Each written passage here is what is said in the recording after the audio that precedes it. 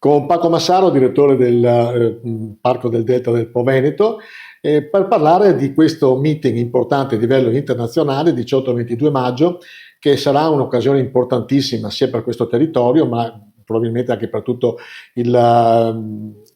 mondo green e non solo. Cosa succederà e perché oggi c'è una presentazione particolare, direttore? Allora, oggi ci troviamo con le aziende del territorio, i nostri stakeholder, per con loro trovare una quadratura e soprattutto trovare una buona offerta per i 142 paesi che faranno visitare il nostro territorio proprio nelle date dal 18 al 22 maggio. Avremo la disponibilità, la possibilità e l'onore di ospitare il terzo forum mondiale dei giovani delle riserve di biosfera dell'UNESCO e nel nostro territorio saranno rappresentati oltre i 142 paesi che manderanno un giovane, ma ci saranno anche rappresentate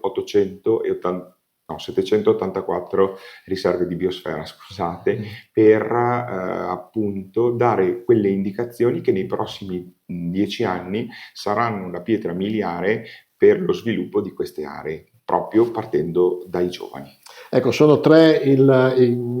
i parchi che vengono coinvolti. Sì, abbiamo 3 parchi coinvolti che sono il Parco del Delta del Po Veneto, il Parco del Delta del Po Emiliano-Romagnolo e il Parco dei Colli. Quindi abbiamo 3 parchi, 2 riserve, ma abbiamo avuto anche la forza e la disponibilità da parte di tutte e 21 le riserve di biosfera d'Italia di compartecipare come volontari all'interno di questo importantissimo meeting mondiale che darà lustro alla nostra zona, alla nostra regione, perché saremo praticamente il fulcro del mondo da qui al 2036. Ecco, lo sforzo anche organizzativo importante e sarà coinvolta tutte le istituzioni della nostra provincia e del Veneto? Non solo le istituzioni della nostra provincia del Veneto, ma sarà coinvolto proprio tutto il mondo. Notizie, insomma, che saranno rappresentati e saranno i rappresentanti proprio nel nostro territorio anche delle più alte cariche di UNESCO e quindi del circuito ONU e la regione in primis, ma anche a livello ministeriale e statale, insomma, la nostra cerimonia di apertura sarà una cerimonia che darà un lustro al nostro territorio, ma soprattutto la rappresentatività all'interno di questa cerimonia sarà veramente di altissimo livello, vorrei dire a livello presidenziale. Ecco, è una prova generale quindi per far crescere sempre di più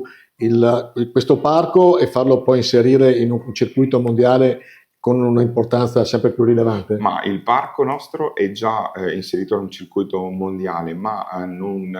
fosse per questo, insomma, partecipiamo a progetti importanti come il RESMAB, dove 7 aree del bacino del Mediterraneo, sia della parte, diciamo, del Nord Africa e araba che della parte europea, siamo stati selezionati noi a rappresentare il nostro paese, l'Italia, insieme a altri 6 paesi proprio per sviluppare un'infrastruttura di concezione, di capacità di essere compatibili con il territorio, ma sviluppando le economie degli stessi territori. Grazie.